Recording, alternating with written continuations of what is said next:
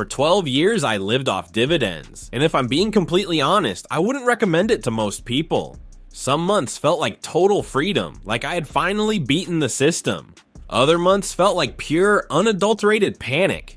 I've spent over a decade watching my bank account fluctuate based on board meetings and quarterly reports, and the biggest problem isn't what the financial YouTubers are telling you, it's what they aren't telling you. If you are planning to live off dividends, what I'm about to say might save you years of regret and thousands of dollars in lost opportunities. We have all bought into the same dream. It's a beautiful fantasy. You see the charts, you read the blogs, and you think about passive income. You imagine a life where you never have to clock in again because your money is doing all the heavy lifting. The idea of financial freedom is usually painted as a beach in Thailand or a quiet cabin in the woods, with a laptop showing a notification that another deposit has hit your account. No need to sell your assets. No need to worry about market volatility because the checks just keep coming. I thought I had cracked the code. I thought I found the ultimate shortcut to a stress-free life. Then reality hit, and it hit hard. To give you some context, this wasn't just a side project or a paper trading exercise for me. I was deep in the trenches. My portfolio was worth mid-seven figures, built through years of aggressive saving and calculated risks. I held a mix of high-yield REITs, classic dividend aristocrats, and a few focused dividend ETFs. I lived a moderate lifestyle, nothing flashy, but I depended entirely on that income to pay my rent, buy my groceries, and fund my healthcare. This wasn't a theory. I was the guinea pig, and that's exactly why the problems I encountered hit so much harder than they would for someone just dabbling in the market. The first brutal truth you need to hear is that dividend income is not stable. The common narrative is that while stock prices go up and down, dividends stay consistent. That is a lie. In the real world, dividend cuts happen, and they happen when you can least afford them. When the economy takes a turn for the worse, companies protect their balance sheets before they protect your lifestyle. I've lived through industry collapses where my salary dropped by 30% overnight because a handful of companies decided to slash or suspend their payouts. Imagine waking up and finding out your boss just decided to pay you a third less this month without warning. That's the reality of relying solely on dividend investing for your daily bread. It turns your life into a constant state of uncertainty. Then there is the silent killer, inflation. This is the second brutal truth that nobody prepares you for. Dividends often don't keep up with the rising cost of living. You might feel rich during your first 2 years when your checks cover everything, but over a decade, the world gets more expensive while your yield often stays stagnant. If your favorite dividend-paying company raises its payout by 2%, but the cost of your insurance and groceries goes up by 6%, you're effectively getting a pay cut every single year. You feel wealthy at first, but slowly you realize you are becoming poorer. You start cutting back on the things you love just to keep the passive income dream alive. You aren't living in freedom, you are living in a shrinking box. But the real trap isn't even the money, it's the psychological toll. This is the third brutal truth. Living on dividends changes how you think, and not in a good way. I found myself developing a fear of spending. Because I was so focused on never touching the principal, I became obsessed with the yield. I spent hours every day checking payouts, scrolling through investor relations pages, and tracking ex-dividend dates. I fell into the trap of yield chasing, looking for that 8% or 10% return just to make the math work for my monthly budget. I stopped thinking like a long-term investor who wants to build wealth, and I started thinking like a survivalist who just wanted to make it to next Tuesday. I was no longer an owner of businesses, I was a slave to a yield percentage. This leads directly into the fourth brutal truth. High yield almost always equals hidden risk. In the world of finance, if a yield looks too good to be true, it usually is. I learned the hard way that a 10% dividend is often a market signal that the company is in deep trouble. These are what we call dividend traps. The stock price falls, which pushes the yield up, making it look attractive to the uninformed. But the payout is unsustainable. I've watched capital evaporate because I was too focused on the 9% check and didn't realize the underlying company was rotting from the inside out. If you chase the yield, the market eventually catches you. My biggest mistake happened about 7 years in. I became overconcentrated in high yield energy and retail stocks because I wanted to increase my paycheck without adding more capital. I ignored the warning signs of a shifting economy because I was addicted to the monthly deposits. When the sector rotated and several of my core holdings cut their dividends simultaneously, I didn't just lose income, I lost a massive chunk of my principal. I was down hundreds hundreds of thousands of dollars in equity just because I was greedy for a few extra thousand in dividends. That was the moment of clarity. I realized that dividends alone were a fragile foundation for a life. So what actually worked? How did I fix it? I had to shift my entire strategy. I moved away from an income-only mindset and adopted a total return mindset. I started mixing dividend stocks with growth stocks and became comfortable with the idea of selling shares strategically. True freedom isn't about waiting for a check to arrive in the mail. It's about having the flexibility to use your capital however and whenever you need to. I realized that a 2% dividend from a company growing at 15% a year was infinitely more valuable than an 8% dividend from a company that was dying. By focusing on the total value of my portfolio rather than just the yield, I actually ended up with more money and less stress. Now, I don't want to be entirely one-sided. Dividends do have their place. They provide a psychological comfort that is hard to find elsewhere. There is something undeniably satisfying about seeing cash flow into your account without having to sell a single share during a market downturn. For some, that cash flow provides the stability they need to keep from panic selling when the red candles start appearing on the screen. Dividends can be a useful tool in your shed, but they shouldn't be the only tool you own. They are a component of a strategy, not the strategy itself. So who should actually do this? If you have a massive portfolio, we're talking $5 to $10 million,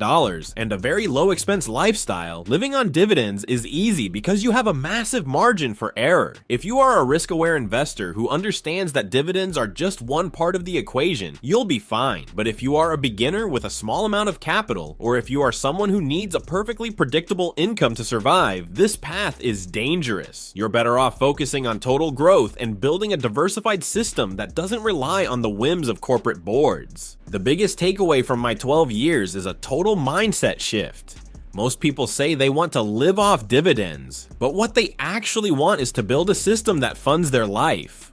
Those are two very different things. One is rigid and leaves you vulnerable to the market's volatility. The other is flexible and gives you control. You need to prioritize flexibility over rigidity every single time. Don't let your desire for a passive check blind you to the reality of how wealth is actually maintained and grown over decades. I lived on dividends for 12 years, but my real freedom didn't come from those checks. It didn't come from the REITs or the aristocrats or the high yield traps. It came from finally understanding how money actually works. It came from realizing that I didn't need a payout to be free. I needed a plan that could weather any storm. If you're just starting out, don't get blinded by the sparkle of passive income. Build a foundation that is stronger than a dividend check, because when the market turns, that foundation is the only thing that will keep you standing. Dividend investing can be a part of your journey, but make sure it isn't the only thing you're relying on for your financial freedom. Understand the risks, respect the inflation, and never, ever stop looking at the total picture. That is the only way to truly win.